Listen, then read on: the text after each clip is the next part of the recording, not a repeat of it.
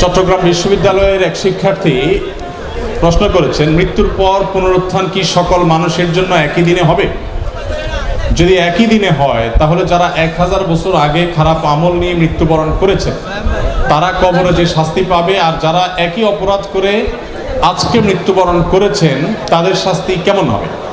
আমার ধারণা যারা আগে মৃত্যুবরণ করেছেন তারা বেশি দিন ধরে শাস্তি পাচ্ছেন। একটু ক্লিয়ার করবেন দয়া করে, আল্লাহ আপনাকে আরো বেশি নেখায়াত দান করবেন। দেখুন,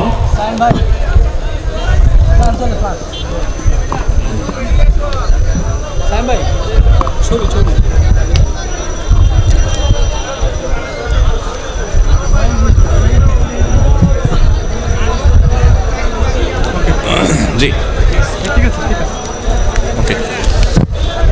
ভাইরা আমার, এই প্রশ্ন আরো অনেকে, প্রশ্নটা কি আপনারা বুঝতে পারছেন? যে মানুষটা 1000 বছর আগে মারা গেছে সে যদি জাহান্নামী হয়, খারাপ মানুষ হয়, তাহলে 1000 বছর ধরেই আলমে বরজাখে অদৃশ্যের জগতে তার শাস্তি চলছে। আবার যেই লোকটা আজকে মারা গেল, যদি আগামী 1 বছরের মধ্যে কিয়ামত হয় বা 10-20 বছরের মধ্যে কিয়ামত হয়, তাহলে এই লোকটা তো কবরের আযাব 10 বছর পেল, আরেকজন যে 1000 বছর পেল, তাহলে এই অপরাধের শাস্তি দেওয়ার ক্ষেত্রে তারতম্য হয়ে গেল না?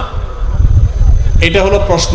এই প্রশ্নের উত্তর হলো, আমরা সবসময় সব কিছুকে আমাদের মতো করে ভাবতে জানি।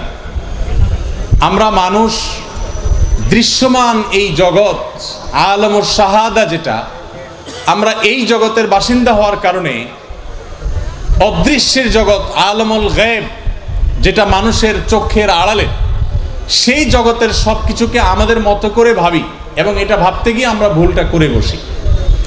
দেখুন, আলমুল গায়েবের যে কোনো বিষয়কে আমাদের নিজেদের বিবেক, বুদ্ধি, বিবেচনা, আমাদের বাহ্যিক যে দেখা, এটার সাথে তুলনা করা, এটা পরিষ্কার একটা ভুল। আল্লাহ রাব্বুল আলামিন কিয়ামতের ময়দানে যে দিনগুলো দিবেন, সেই দিনগুলোর আয়তন দুনিয়ার এই দিনগুলোর মতো না। সেখানকার যে নেয়ামতগুলো থাকবে জান্নাতের, সেগুলো দুনিয়ার এগুলোর মতো না।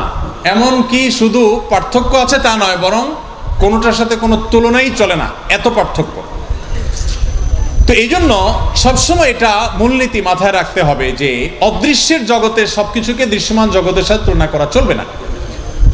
এবং আমরা মহাশূন্যের, বর্তমানে তথ্য প্রযুক্তি, জ্ঞান বিজ্ঞানের উন্নতির এই যুগে মহাশূন্যে, মহাকাশের এমন অনেক বিষয় জানি যেগুলো আমাদের পৃথিবীর অনেক কিছুর সাথে মেলে না, যায় না।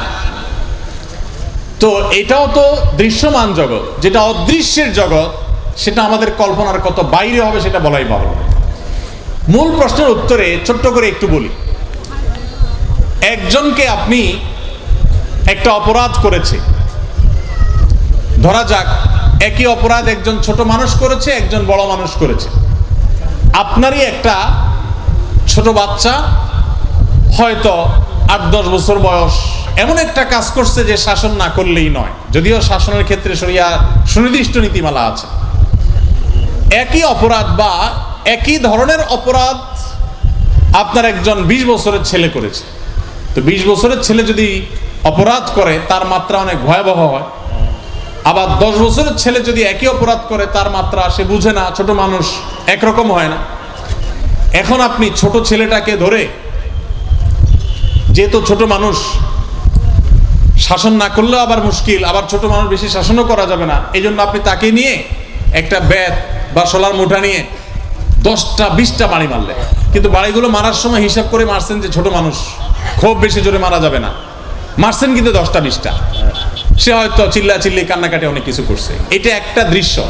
এবার আসেন আরেকটা দৃশ্য, যেই ছেলেটা 20 বছর বয়সে, ওরে ওই লাঠি দিয়া 10টা-20টা আস্তে আস্তে করে মারার মতো অভিনয় করেন নাই, বরং ওরে গায়ে যত জোর আছে অত জোর সব সঞ্চয় করে ওর পিঠের উপর একটা দাম করে মারলেন। এর মারছেন কিন্তু একটা, আর ওরে মারছেন 10টা। এই দুইটার ভিতরে ওজন বেশি কোনটা? পরেরটার না? এখন যদি কেউ বলে যে ভাই একই অপরাধ আপনার দুই ছেলে করলো, একজনকে আপনি 10টা বাড়ি দিলেন, আরেকজনকে আপনি 1টা বাড়ি দিলেন, কেমন অবিচার করলেন? এই প্রশ্নটা কি মূলক হবে না অমূলক হবে? এই প্রশ্নটা কি যৌক্তিক হবে না অযৌক্তিক হবে? কারণ হলো, যিনি শাস্তি দিবেন তিনি 20টা বাড়ি দিয়ে 20টা আঘাত করে যেই পরিমাণ শাস্তি একজনকে দিচ্ছেন, তিনি চাইলে মাত্র 1টা আঘাত করে তার চেয়ে বেশি শাস্তি আরেকজনকে দিতে পারেন কি পারেন না? আল্লাহ রাব্বুল আলামিন 1000 বছর ধরে আলমে বারজাখে যাকে শাস্তি দিচ্ছেন, তাকে আল্লাহ তাআলা যেই শাস্তি দিচ্ছেন, একই অপরাধে কিয়ামতের মাত্র 2-10 বছর আগে যদি কেউ মারা যায় বা কিয়ামতের আগের দিন যদি কেউ মারা যায়, ওই একদিনের মধ্যে ওই 1000 বছর ধরে পাওয়া শাস্তির অনুরূপ শাস্তি আল্লাহ তাআলা দিতে সক্ষম না? তাহলে বোঝা গেল যে আমরা আমাদের মতো করে সবকিছুকে ভাবি, আল্লাহ রাব্বুল আলামিনের মতো করে ভাবার সুযোগ সক্ষমতাও আমাদের নাই। এই জন্যই আমাদেরকে ঈমান আনতে বলা হয়েছে, আমাদের বুঝে আসুক আর না আসুক। আল্লাহ আমাদের সবাইকে তৌফিক দান করুন।